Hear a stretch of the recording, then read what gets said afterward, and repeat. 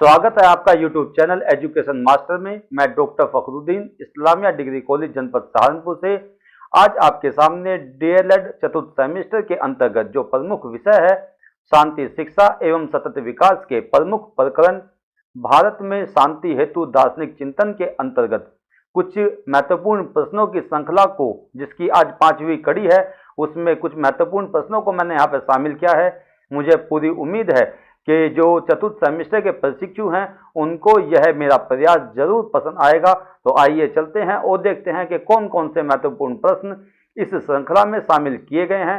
इसमें पहला प्रश्न है, हिंसा की एक परिभाषा दीजिए। तो इसका सही उत्तर है कि प्रोफेसर एस के दुबे के अनुसार हिंसा शक्ति के दुरुपयोग की वह प्रक्रिया है जिसके माध्यम से किसी व्यक्ति या समूह द्वारा दूसरे व्यक्ति या समूह को शारीरिक एवं मानसिक रूप से क्षति पहुंचाई जाती है तथा इसे एक समाज विरोधी कार्य एवं अवांछनीय व्यवहार के रूप में स्वीकार किया जाता है। प्रश्न संख्या 2 की तरफ चलते हैं, जिसमें पूछा जाएगा आपसे कि हिंसा की 4 विशेषताएं या प्रकृति बताइए। इसका उत्तर है कि हिंसा की कुछ प्रकृति आपके सामने है, जिसमें है नैतिकता विरोधी हिंसा, सामाजिक प्रक्रिया विरोधी हिंसा, जीवन मूल्य विरोधी हिंसा और संवेगात्मक अस्थिरता को बढ़ावा देने वाली हिंसा।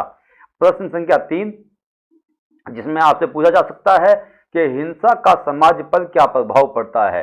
तो इसका उत्तर है कि समाज में असंतुलन उत्पन्न हो जाता है, सार्वजनिक वस्तुओं का नुकसान होता है, मानसिक रूप से अशांति व्यक्ति के मन में उत्पन्न हो जाती है और इसके अलावा विरोधाभासी विचारों का उत्पन्न होना बहुत कष्टदायक होता है। तो किस प्रकार से कुछ जो हिंसा के प्रभाव हैं वो समाज पर बहुत ज़्यादा अपना असर डालते हैं और यहाँ तक की बात है कि जो व्यक्ति है वो इससे इतना त्रस्त हो जाता है कि वह अपने जो आशावादी जीवन है उसको भी छोड़ देता है और एकांकी और असामाजिक जीवन को व्यतीत करना शुरू कर देता है। तो हमें हमेशा हिंसा और हिंसा जैसी गतिविधियों से बचना चाहिए और किसी को भी, चाहे वो मौखिक रूप से हो, चाहे वो शारीरिक रूप से हो या मनोवैज्ञानिक रूप से हो, हिंसा का प्रयोग नहीं करना चाहिए। आगे चलते हैं, प्रश्न संख्या 4 में पहुंचते हैं कि हिंसा के कितने प्रकार हैं। जो इसका उत्तर है कि हिंसा के 5 प्रकार यहाँ पे बताए गए हैं। पहला है मनोवैज्ञानिक हिंसा, दूसरा है संरचनात्मक हिंसा, तीसरा है मौखिक हिंसा, चौथा है शारीरिक हिंसा और 5वां है अश्लीलता संबंधी हिंसा। प्रश्न संख्या 5 की तरफ आते हैं, देखते हैं कि मौखिक हिंसा से क्या तात्पर्य है। तो यहाँ पे देखिएगा कि मौखिक हिंसा वह हिंसा है जो धमकी के रूप में होती है, यानी कि जब एक व्यक्ति दूसरे व्यक्ति को शाब्दिक रूप में कुछ शब्दों का प्रयोग करता है, अपशब्दों का प्रयोग करता है और उस व्यक्ति के हृदय को आघात पहुंचाने का प्रयास करता है, जिसमें वह गाली गलौज भी करता है और इस प्रकार से वह अपनी अपमानजनक शब्दों का प्रयोग करते हुए दूसरे को अपमानित और कमतर ठहराने का प्रयास करता है। प्रश्न संख्या 6 की तरफ को चलते हैं, मनोवैज्ञानिक हिंसा क्या है। तो इसका उत्तर है कि मनोवैज्ञानिक हिंसा वह हिंसा है या हिंसा का वह रूप है जो व्यक्ति को मानसिक रूप से विचलित कर देता है और उसे संवेगात्मक आघात पहुंचा देता है। प्रश्न संख्या 7 के शारीरिक हिंसा को स्पष्ट कीजिए। तो इसका उत्तर है कि हिंसा का वह रूप या प्रकृति जिसमें एक व्यक्ति आवेश में आकर नकारात्मक या आक्रामक व्यवहार प्रकट करता है तथा व्यक्ति अपने आप को तथा दूसरों को नुकसान पहुंचा देता है, इस प्रकार की हिंसा को शारीरिक हिंसा कहा जाता है। प्रश्न संख्या 8 पर आते हैं, जिसमें पूछा गया है कि शारीरिक हिंसा के 2 कारण बताइए। हालांकि बहुत सारे कारण हो सकते हैं इसके, लेकिन यहाँ पे मुख्यतः मैंने 2 कारण यहाँ पे शामिल किए हैं, जिसमें पहला है किसी व्यक्ति को अपना गुलाम या दास बना लेना और दूसरा है कि किसी व्यक्ति को उसके मूलभूत अधिकारों से वंचित कर देना। तो इस प्रकार की हिंसा हम शताब्दियों से देखते हुए आ रहे हैं। जब एक व्यक्ति को अपने कार्य करने के लिए जो सामंत लोग थे, जो धनी लोग थे, जो पूंजीपति लोग थे, वो व्यक्तियों को गुलाम बना लिया करते थे और उनके जो मूलभूत अधिकार थे उनसे उनको वंचित कर दिया करते थे। आगे देखते हैं, प्रश्न संख्या 9, जिसमें पूछा गया है कि संरचनात्मक हिंसा किसे कहते हैं। तो इसका उत्तर है कि संरचनात्मक हिंसा वह हिंसा है जो संगठित तथा क्रमबद्ध रूप में प्रकट होती है तथा जिसमें भीड़ तंत्र द्वारा सार्वजनिक या सरकारी संपत्ति को नुकसान पहुंचाने का उद्देश्यपूर्ण कृत्य किया जाता है। यानी कि वह हिंसा होती है जिसको पहले से ही प्री प्लान कर लिया जाता है, नियोजित कर लिया जाता है और सामूहिक रूप से भीड़ के रूप में किसी सार्वजनिक स्थल पर या किसी सरकारी संस्थान को या सरकारी विभाग को नुकसान पहुंचाने का प्रयास किया जाता है या नुकसान पहुंचा दिया जाता है, उस प्रकार की हिंसा को संरचनात्मक हिंसा कहा जाता है। प्रश्न संख्या 10 जो आपके सामने है कि संरचनात्मक हिंसा के कुछ उदाहरण दीजिए। तो इसमें कुछ उदाहरण आपके सामने लिखे हुए हैं। पहला है हिंसात्मक आंदोलन, दूसरा है युद्ध, तीसरा है आतंकवादी गतिविधियां, चौथा है गृह युद्ध, पांचवा है जातिवादी हिंसा और छठा है धार्मिक हिंसा। ये संरचनात्मक हिंसा के कुछ रूप हैं। यानी कि जैसे कि मैंने अभी कुछ देर पहले बताया कि वह हिंसा जो कि प्री प्लान्ड होती है, जैसे युद्ध है या आतंकवादी गतिविधियां हैं वो प्री प्लान्ड होती हैं। गृह युद्ध है, प्री प्लान्ड होता है कि किस प्रकार से एक देश के अंदर गृह युद्ध छेड़ा जाए, उसकी पहले से ही भूमिका तैयार कर ली जाती है और किस प्रकार से आतंकवादी गतिविधियों को बढ़ावा दिया जाए तो इसकी भी भूमिका पहले से ही तैयार करके और किसी एक राज्य में इस प्रकार की गतिविधियों को अंजाम आतंकवादियों के द्वारा दिया जाता है। तो अगले प्रश्न पर चलते हैं। प्रश्न संख्या 11 जो कि आज के समाज में बहुत ज़्यादा बढ़ रही है और इससे हमारा समाज बहुत ज़्यादा दूषित हो रहा है और ख़ास तौर से इसमें सिनेमा और टेलीविज़न का बहुत बड़ा योगदान है। यहाँ पे देखिएगा कि अश्लीलता किस प्रकार की हिंसा है। तो इसका सही उत्तर है कि वह हिंसा जो समाज के नैतिक मूल्यों, मान्यताओं, वर्जनाओं तथा आदर्शों पर प्रहार करती है तथा उस समाज या संस्कृति के युवकों को मानसिक व शारीरिक रूप से चरित्रहीन बना देती है, अश्लील हिंसा कहलाती है। आगे बढ़ते हैं, आते हैं 12वें प्रश्न पर जो कि बहुत महत्वपूर्ण प्रश्न है और अक्सर सामान्य ज्ञान की परीक्षाओं में या अलग अलग भर्ती परीक्षाओं में इस प्रकार के प्रश्नों को पूछ लिया जाता है, जिसमें आपके सामने है कि बेटी बचाओ बेटी पढ़ाओ योजना को कब प्रारंभ किया गया। तो इसका उत्तर है कि बेटी बचाओ बेटी पढ़ाओ योजना को 22 जनवरी 2015 को प्रारंभ किया गया था। आगे देखते हैं प्रश्न संख्या 13 कि बेटी बचाओ बेटी पढ़ाओ योजना का उद्देश्य बताइए। ये भी मोस्ट वेरी इंपॉर्टेंट क्वेश्चन है और अक्सर एग्जाम में आ जाता है। तो इसका उत्तर है कि बेटी बचाओ बेटी पढ़ाओ योजना का उद्देश्य लड़कियों एवं महिलाओं के लिए कल्याणकारी कार्यों की व्यवस्था करना, उन्हें संरक्षण प्रदान करना तथा उनके लिए उचित शिक्षा की व्यवस्था करना, साथ ही उनमें अपने अधिकारों के प्रति जागरूकता उत्पन्न करना इस योजना का उद्देश्य है। आगे देखिएगा प्रश्न संख्या 14 के भेदभाव के रूप या प्रकार बताइए। तो इसका उत्तर है पहला है सामाजिक भेदभाव, दूसरा है आर्थिक भेदभाव, तीसरा है राजनीतिक भेदभाव, आगे है धार्मिक भेदभाव, लैंगिक भेदभाव, सांप्रदायिक भेदभाव और शैक्षिक भेदभाव। और इस प्रकार के ये सारे भेदभाव या डिस्क्रिमिनेशन हमें अपने समाज में अक्सर दिखाई देते हैं, खास तौर से लैंगिक रूप में, धार्मिक रूप में और सामाजिक रूप में।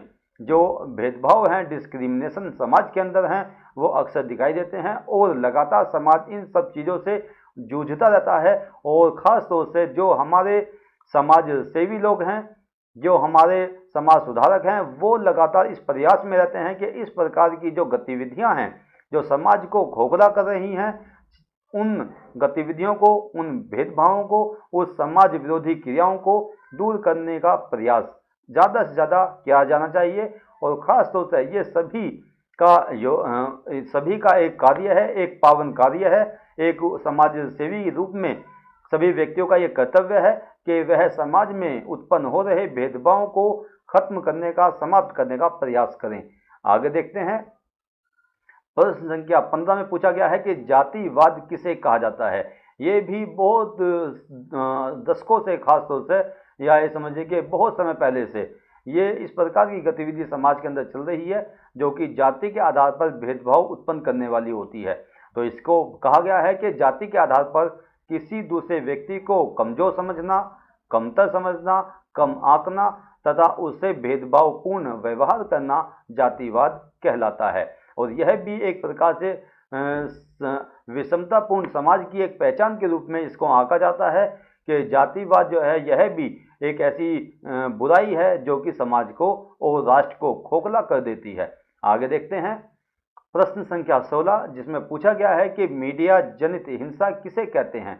तो इसका सही उत्तर है कि वह हिंसा जो मीडिया रूपी साधनों द्वारा प्रत्यक्ष या अप्रत्यक्ष रूप से समाज में फैलाई जाती है, मीडिया जनित हिंसा कहलाती है। और इसका प्रभाव आज के समय में हम अपने समाज में और अपने राष्ट्र में देख भी रहे हैं कि मोबाइल कल्चर के माध्यम से, सिनेमा कल्चर के माध्यम से या टीवी कल्चर के माध्यम से समाज के जो छोटे बच्चे हैं और जो किशोर युवक और युवतियां हैं वो इसके कारण भटक रहे हैं, बहक रहे हैं और समाज में एक तरह से एक नई विषमतापूर्ण प्रकृति उत्पन्न होकर के आ रही है, जिसको जल्द से जल्द खत्म करने का प्रयास हम सभी को करना चाहिए। आगे बढ़ते हैं, प्रश्न संख्या 17 पर आते हैं, जिसमें बताया गया है कि मीडिया जनित हिंसा के साधनों के नाम लिखिए। तो इसमें यहाँ पे मैंने खोल कर बता दिया है इसको, एक डिस्क्राइब कर दिया है इसको कि पहला है इंटरनेट के माध्यम से, दूसरा है टीवी के माध्यम से, अगला है सिनेमा, वीडियो गेम, उपन्यास, कॉमिक्स, समाचार पत्र व पत्रिकाएं। तो ये कुछ साधन हैं जो कि जो मीडिया जनित हिंसा को बढ़ावा देते हैं। लेकिन जहाँ तक समाचार पत्र और पत्रिकाओं का योगदान है, बहुत से समाचार पत्र और पत्रिकाएं ऐसे हैं जो लगातार समाज सुधार की प्रक्रिया में आगे बढ़े रहते हैं और लगातार नवयुवकों को नई राह दिखाते रहते हैं। प्रेरक प्रसंगों के माध्यम से, कविताओं के माध्यम से, कहानियों के माध्यम से हमेशा समाज में जो उत्पन्न हो रही जटिलताएं हैं, कठिनाइयां हैं और समाज विरोधी गतिविधियां हैं, उनको दूर करने का लगातार प्रयास करते रहते हैं। और इसमें केवल पत्र पत्रिका ही नहीं है बल्कि टीवी और सिनेमा भी हालांकि शामिल है। लेकिन कहीं ना कहीं हम ये देखते हैं कि सिनेमा में जो हिंसा दिखाई जाती है उसका प्रभाव बालक के मन मस्तिष्क पर बहुत जल्दी पड़ता है। इसी प्रकार से वीडियो गेम है, कुछ उपन्यास इस प्रकार के आते हैं जो समाज में इस प्रकार की जो हिंसा जनित गतिविधियां हैं उनको बढ़ावा भी देते हैं। तो इनका कहीं ना कहीं रोल इनका अच्छे रूप में भी है, अगर इसको अच्छे रूप में लिया जाए, और बहुत ज़्यादा रूप जो है इसका वो समाज विरोधी गतिविधियों के अंदर शामिल किया जाता है। आगे देखिएगा प्रश्न संख्या 18, साइबर बुलिंग क्या है। तो इस देखिएगा कि ये एक बहुत इस टाइम में साइबर क्राइम भी बहुत ज़्यादा बढ़ रहा है। तो वह घटना जिसमें किसी व्यक्ति से ऑनलाइन चीटिंग की जाती है तथा उसे ऑनलाइन धमकी दी जाती है, साथ ही उससे ऑनलाइन फ्रॉड किया जाता है। जैसे कि आज के समय में आपके सामने कई बार इस तरह के मैसेज या इस प्रकार की कॉल आती हैं कि OTP नंबर बता दीजिए, या हम उस बैंक से बोल रहे हैं आपका ATM कार्ड की वैधता जब खत्म हो रही है, आप हमें अपने CVV नंबर बता दीजिए। तो इस प्रकार की ऑनलाइन फ्रॉड बहुत ज़्यादा चल रहे हैं। तो इससे हम सभी को बचने का प्रयास करना चाहिए। जो अनधिकृत जो मैसेज आते हैं या कॉल आती हैं उनको नहीं सुनना चाहिए। तो इसी प्रकार की जो ये गतिविधियां हैं उसको साइबर बुलिंग कहा जाता है, साइबर बुलिंग कहा जाता है।